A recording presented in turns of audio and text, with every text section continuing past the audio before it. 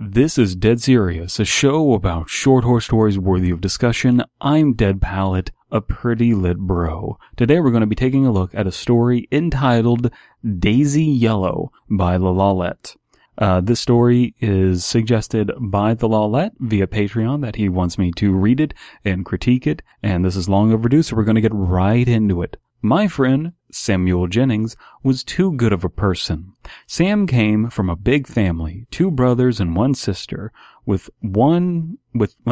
two loving parents who lived in Naperville. He and I were, I'm pretty tired right now. I want to go to Naperville. He and I were pretty close. His sister used to babysit me, so Sam would come over with a few Pokemon cards. Sam's favorite was Snorlax because of how goofy it looked, while I really liked the Bulbasaur card. Bulbasaur was cute, and the smile would have in the show reminded me of my cat, Arty. Bulbasaur was cute, and the smile would have? I think it should be he would have or she would have. I don't know the gender of that Bulbasaur. I did not have sexual relations with that Bulbasaur. That one over there. That one over there I did. We were pretty much inseparable in school too, which caused Sam to get bullied a lot up until middle school. It's how most kids are when they're little.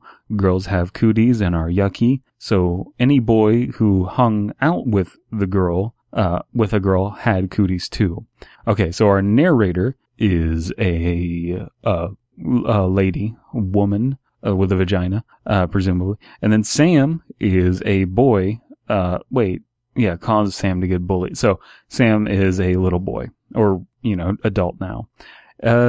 It seemed like our roles reversed once 7th grade came around. Sam was pretty much left alone by his bullies.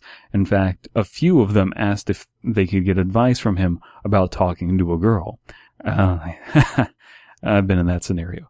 As for me, I had my own group of mean girls who to contend with.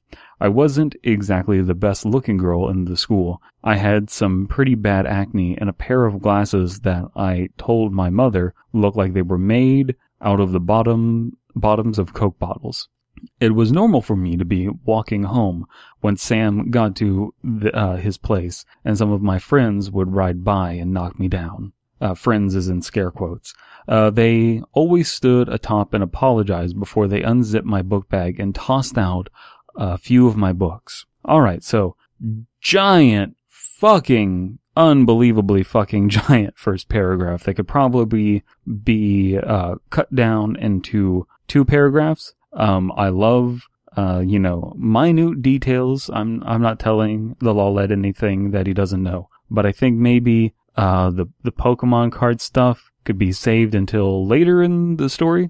As it is right now, it's just holding us up to getting to the real action. So in this first paragraph, we're introduced to our characters, Samuel, and our narrator. And then after we're introduced to them, we're told about the Pokemon cards. We're told about a cat. We're told about how Sam was bullied when he was younger, how he's successful enough with ladies to where his bullies in high school are asking him for advice, and how now the narrator was bullied in high school due to having acne and Coke bottle glasses. So that is a lot to take in that first paragraph. I think that the Pokemon card part could either be cut altogether or put somewhere else.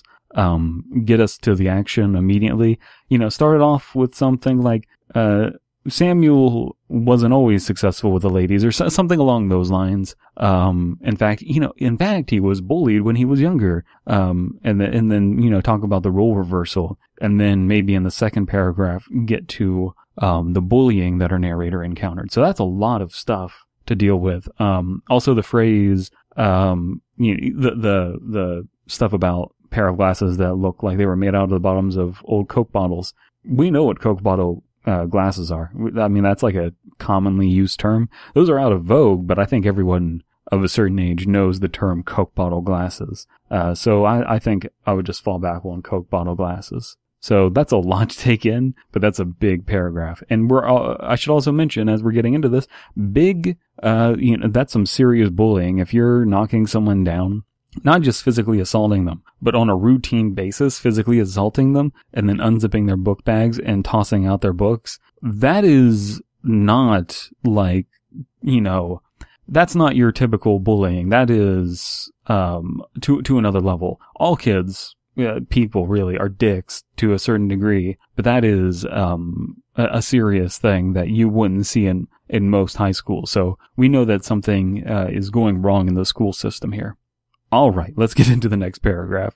High school is when most of that changed. The girls who used to pick on me either got bored. So that was in middle school. So, in high school, the girls who picked on me either got bored or outright apologized to me. My skin started to get a bit better, and my mom finally let me pick, new frames for my glasses. Sam was still pretty much the same to me. Yeah, he got into the football, he got into football, and we had a few separate classes, but he still raved about Pokemon, only now he was more into the games. He was honestly pissed off that Emerald wouldn't let him trade his old Snorlax, Arty, from Crystal. I always thought Sam was a good guy, and after he asked me to homecoming on a friend date, I started to see if he could be more than that. Okay, so Samuel is our childhood friend, and we're talking about Pokemon, but he is going in a more bro type direction. He's a much more well-rounded. I think what I'm getting here is that our narrator is firmly a geek, just firmly places themselves in that category that you get placed on early in life, and Samuel is starting to round out what he does outside of school. So he's doing this football stuff. He plays Pokemon, but mostly the video games, not so much into the cards anymore. Maybe that's a little bit too geeky for him. And I think I've seen this happen in real life. Believe it or not, I'm one of these more well-rounded people who would make friends with everyone. And I had some of my more hardcore geek friends in high school not hang out with me as much, didn't have as much in common anymore. We just kind of grew apart. And I think that's the story happening here, even though our narrator wants to make a move on the... So I'm getting where our narrator's coming from, getting where Sam's coming from. This story is assuming that we know about Pokemon, which is fine. It's a little paint by numbers ash can whore for me. It's details that I hope end up being important, but it seems like they're not stuck in there as naturally as they could be. I think maybe leaving it at he stopped being into the cards as much and started being into the games would be enough. But we are including the detail about the Snorlax being named after the cat. So there's that. My mom was pretty dead set against me dating anyone, Sam included. She always said that teenage boys only wanted one thing. There's your sexist mother. She did admit a few times that she trusted Sam more than some random boy she never met before. But Mom was always strict. It had taken my grandpa to convince her that to let me have a cell phone, and then it was for emergency use only. Of course, one of the first numbers in my cell phone was Sam's. We spent the whole night texting the same stupid stuff we'd joke about at school. The last text I got from him was a really weird question. Okay, so this is the last text. Okay, so either this is the last text and the story is going to stop being in past tense, or Sam is no longer messaging our narrator. I don't think we got our narrator's name, but I'm illiterate, so who knows. The last text I got from him was a really weird question. Do you think you could get some food tomorrow? Do you think you could get some food tomorrow? It took me till after breakfast to realize that Sam was asking me out. And the second I asked my mom if it'd be okay the second I asked my mom if she gave me one of those grimacing smiles that you use when you're asked for a toy she couldn't afford. Okay, I think that we all recognize that. Like, Mom, can I have this toy? The face that is the expression. She asked if I really wanted to do that, and that if Sam and I didn't work it out, it could mess with our friendship. I didn't listen to her. Oh, wait, well, I guess I should comment on that. Yeah, that has always been my concern with that kind of stuff. There are friends that I've had where it's like, I want to ask you this. Would you be open to something along these lines? Obviously, I'm in a committed relationship, but, something, friends with benefits kind of thing. But to me, the friendship is so much more valuable that I wouldn't ask that kind of thing, on the off chance that it might mess that, on the probable chance that would complicate a relationship. And so, our narrator doesn't see wisdom in that. I don't know what our author feels about this, how they feel about it, but I think that perhaps this is going to be a major complication, conflict in the story, I didn't listen to her. I knew that Sam and I would be okay. We were more mature than that. Mom would let me go. My mom let me go and toss me the keys to her old Honda CR-V. The thing almost looked like a hearse if it weren't for the size of it. Okay, see there. That is the kind of Fleming effect detail that I like included in a story. This is, okay, we're going on a date. And how are we going to get to the date? There's going to be a car. So, let's, and in just a few words, we're given a detail that is important. What kind of car it is. So it's an old gray Honda and it almost looked like a hearse. And it's like, oh, I don't really want to go on a date with this thing. But there's a lot of information that we can infer just from that sentence. And just from a few words in that sentence. Old, gray, then the specific make and model and everything. And then, hearse. So those words are pulling a lot of weight there to tell us a lot of backstory without explaining it, right? Whereas the Pokemon thing feels more thrown in, if that makes any sense. Anyway, I sent Sam a text saying I'd meet him at the Fox Valley Mall in at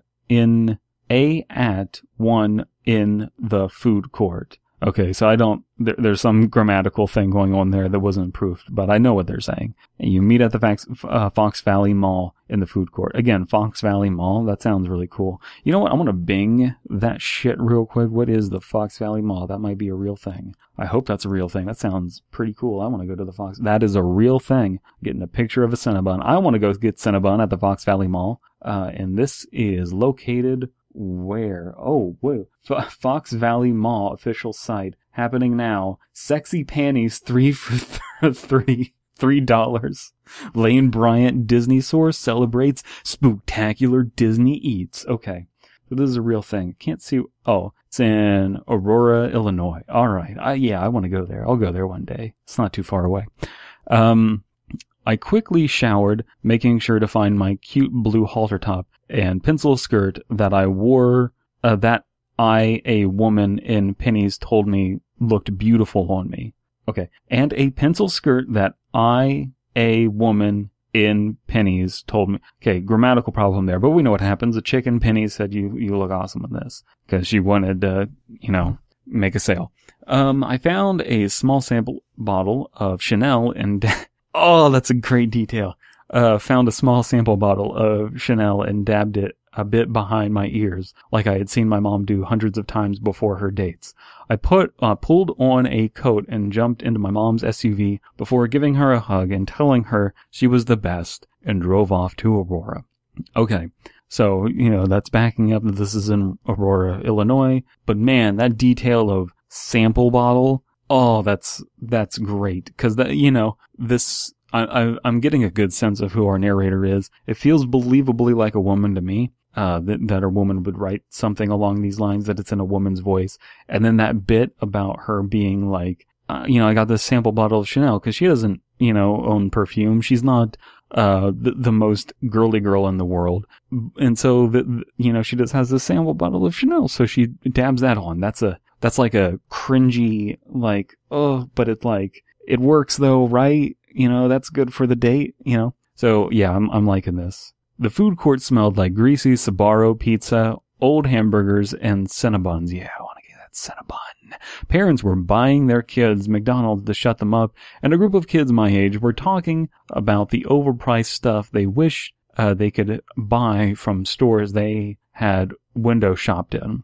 Yep, that sounds like a mall. I had been sitting there for 2 hours, sucking up the last bit of my strawberry banana smoothie before that annoying empty cup sound was the only thing left coming out of the straw. Yep. I checked my phone, nothing from Sam, and 3 texts from my mom asking how everything was going and if I was okay. I bit my lip, trying to keep my eyes from tearing up before I sent her a text saying I was heading home.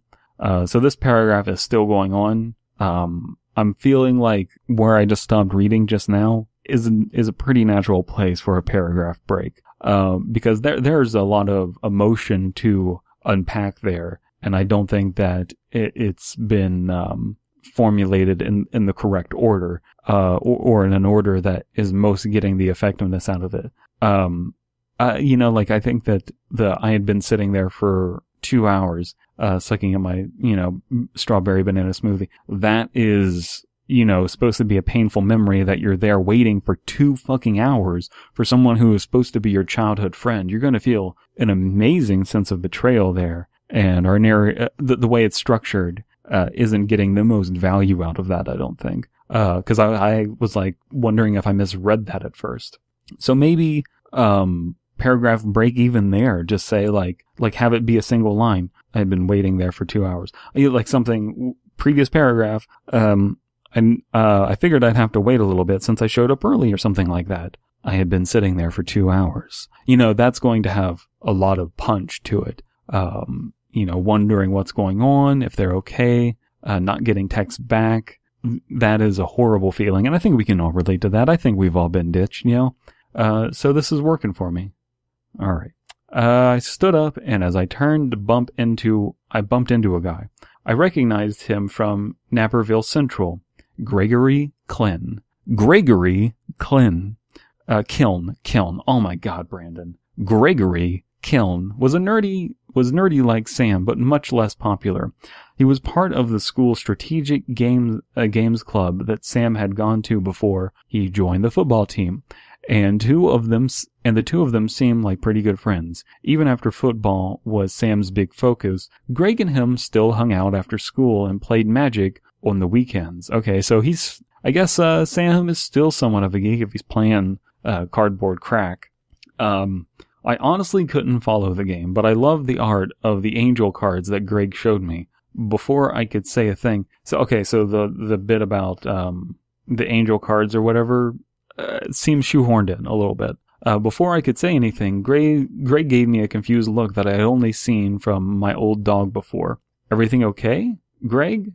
I asked, hoping that maybe Sam had sent him to tell me he got caught up with something. No, he said, pushing up his glasses by pressing them by the bridge. Did Sam tell you he was going to meet you here? What? No, he asked me out, and I stopped the second I realized what had happened. That bastard, I yelled out, tears streaming from my face as I rushed out past Greg. The poor guy must have been so confused by all of this, but I knew what Sam had done to us, his friends.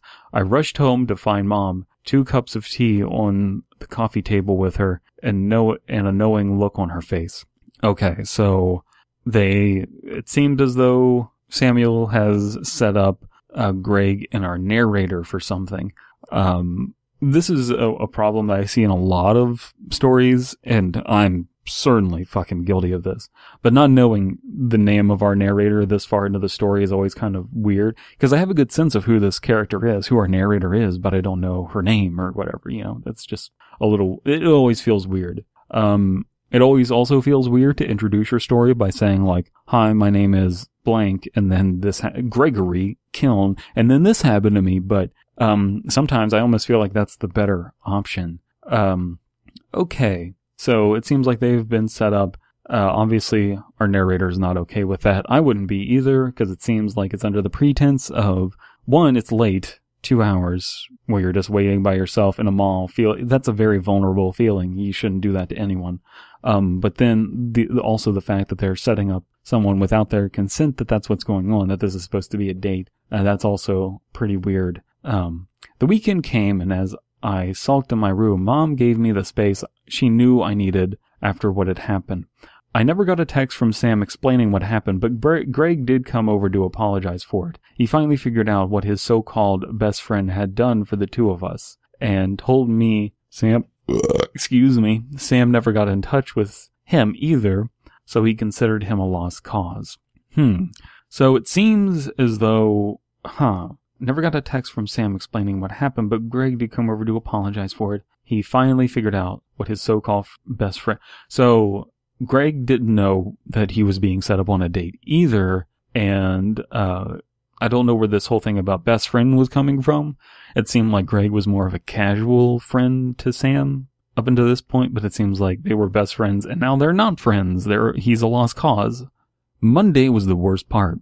Sam skipped school. I assumed with his...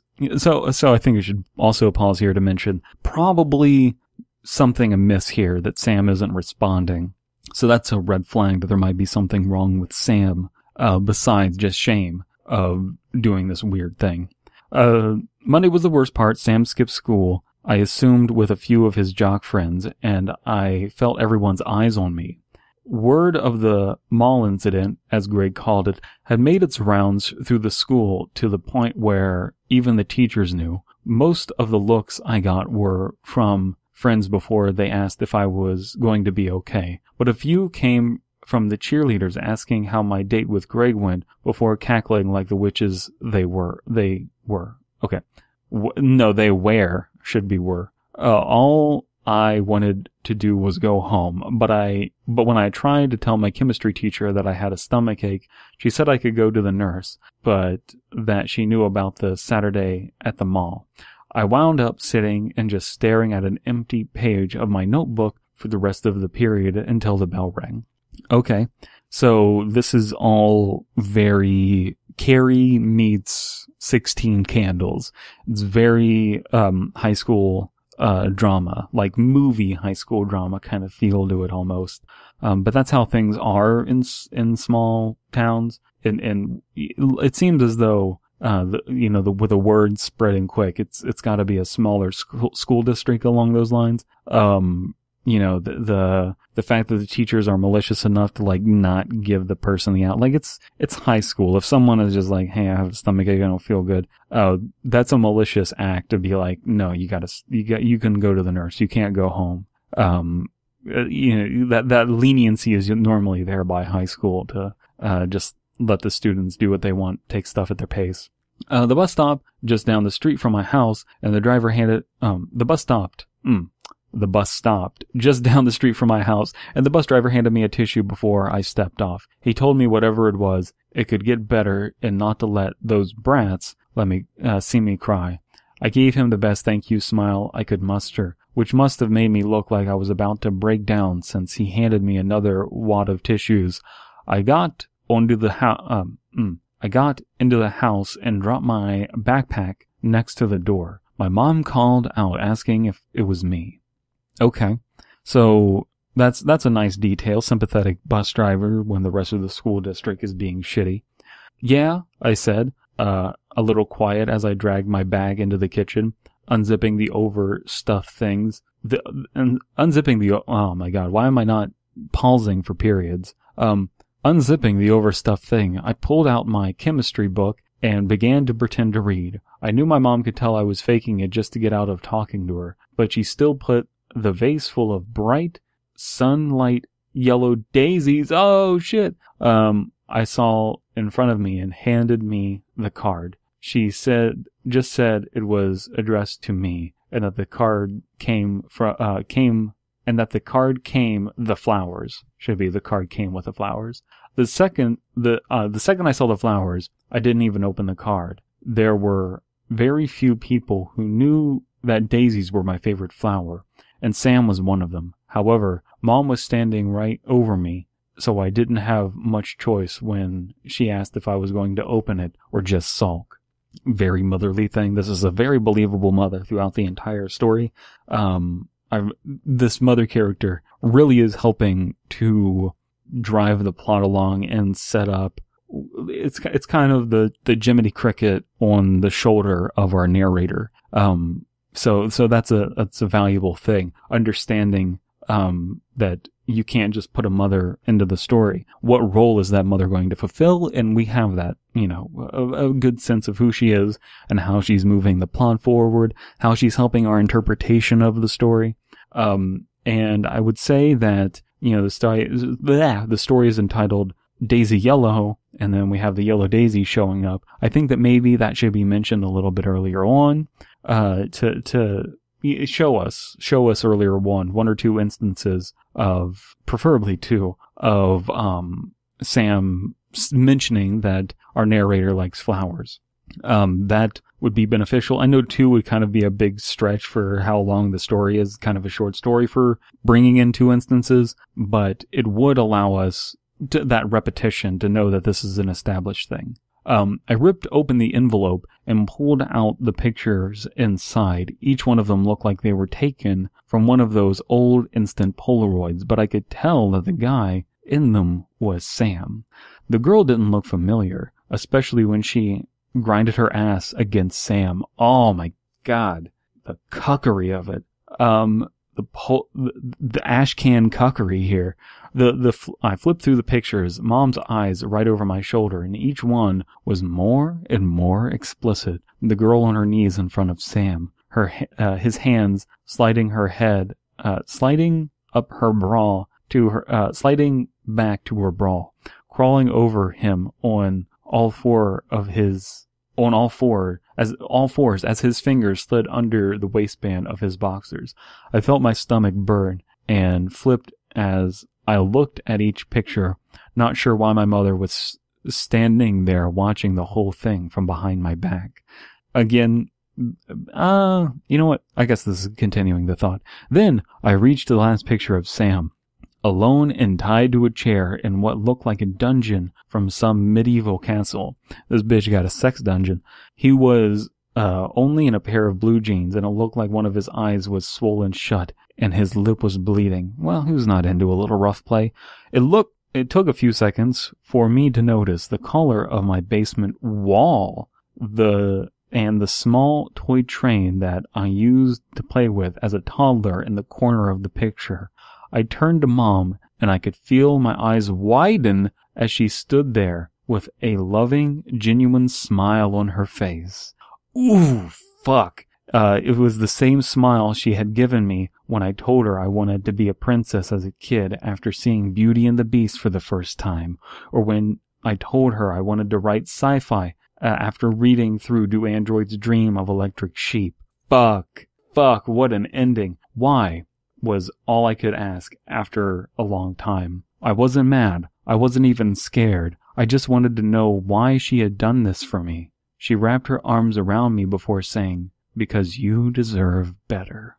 God damn. So, that's pretty crazy. Just fucking, oh God, that's a great ending. As I pointed out, throughout a lot of this, there are moments that need to be touched up, reworked, a lot of editing kind of stuff. This could use a lot of punching up, but the ending is such a nice, thorough gut punch that it feels like it doesn't feel like it was leading to this, but then when you get there, it's like, oh, okay, the story was leading to this. This does confirm something early on. First impressions are everything, and the fact that this is talking about Pokemon at parts where it's irrelevant, but replace some of those parts with talking about the yellow daisies, and then it's not necessarily confirmed here, but who this lady is who's having, sexual relations with Sam, but we can assume that it's our mom. I'm going to call our narrator Stacy. Stacy's mom is presumably the person in these photos fucking Sam, and presumably killed him, because what are you going to do, let him go after having sex with someone who's underage, and also you beat them up and torture them and whatnot. But yeah, that's a a nice detail. I'm not, okay, so now I gotta wonder, whether, no, never mind. I was wondering when, Sam sent Greg, but I guess that's the question I do have is why was Greg sent? Figured it out. I'm not dumb. I figured it out. So, Stacy's mom having statutory rape with Sam, consensual statutory rape, with Sam, and then, beating him up, torturing him, and killing him using his phone 2 hours later, texting Greg, hey, show up at, what was it? Fox Valley Mall in Aurora, Illinois, and, see what happens. And so then that happens. It seems like they set him up on the date, the laughing stock of the school. And so there was never anything malicious about Sam. Sam did nothing wrong. Hashtag Sam did nothing wrong. Sam Puckett did nothing wrong. It was all that gross, creepy guy with a foot fetish. Damn Schneider. So that's a great, bit of, rereading that you need to do here, to figure out everything that was going on. Really enjoyed this, had a great time with the story. We have, G. Prebes, who was, a thoughtful, commenter giving some criticism here. I thought this was, going somewhere else when the words mall and Aurora came up. Yeah. I didn't because I Googled, where the mall was and everything. But yeah, for people that don't know the Batman shooting, the Dark Knight shooting, if that was intended to throw me off course, it certainly succeeded very clever. I like the main character, like how the main character was set up. The mindset was spot on how a teenage girl would think. I agree. There is maturity there, but she still has a tone that is juvenile. Yep. That's very much so the case. That's a hard thing to navigate. There's a maturity there, a wisdom that she has, but speaks in a juvenile way. Yeah. She was also very conscious of her looks, which is a trait of pretty much every female I've ever met. To a large degree of every person I've ever met. I mean, I'm an incredibly vain person, so that's not necessarily a female trait, but it's certainly a more pronounced trait in girls, especially teenage ones. It also wasn't overbearing to the point of pointless details too, which is a plus. Yeah. Through most of this, struck the right balance of how many details to get. I made my quibbles where there were quibbles. I found myself really liking the line. And the second I asked my mom if it'd be okay if she gave me one of those grimacing smiles she used when I couldn't afford a toy. Very descriptive, yep. And then, skipping ahead, their comment, there is one thing that I would change about this though. Instead of using grimace/smile, I would convert grimace to, Gertrund and write it just as grimacing smile. Maybe.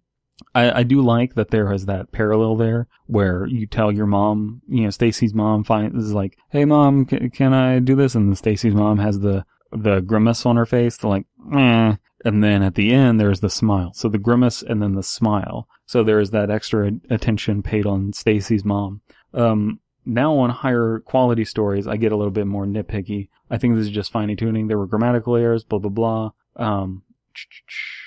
Okay. Yeah, pretty much saying everything else that I said. Another thing that I really liked was the description of the mother. It could be inferred that she was a single parent, and it's understandable that she would be very protective of her daughter. So when the plot twist came, it didn't exactly come out of left field. You prime the reader and you exclude the twist, execute the twist effectively.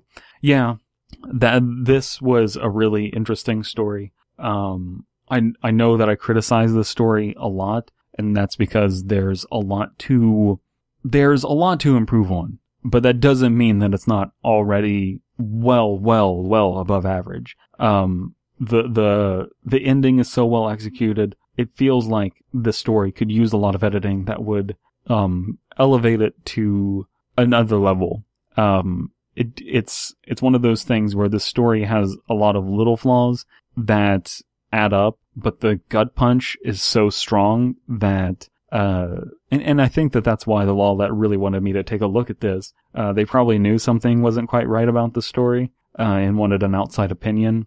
So that's what I'm getting at here, is that, this is a really good gut punch. It has the elements of, Pen Pals by 1000 Vultures there with the Polaroids, but the Polaroids are used in such a different way. It's like a magic trick. A lot of the magic tricks in the world are already established, how they're done, and what you change is the set dressing. And this person found a really interesting twist. The Lawlet. I don't know why I'm saying this person. I know the Lawlet. The Polaroid bit, there's such a twist on the Polaroids that, it's a weird, interesting, sexual twist on it. It's involving, crazy subject matter. Really loved how this one concluded. Love the details about, it was the same smile that, my mom gave, the same enthusiastic smile from, when I said I wanted to be a princess after seeing Beauty and the Beast, and, running to be a sci-fi writer after reading Do Androids Dream of Electric Sheep.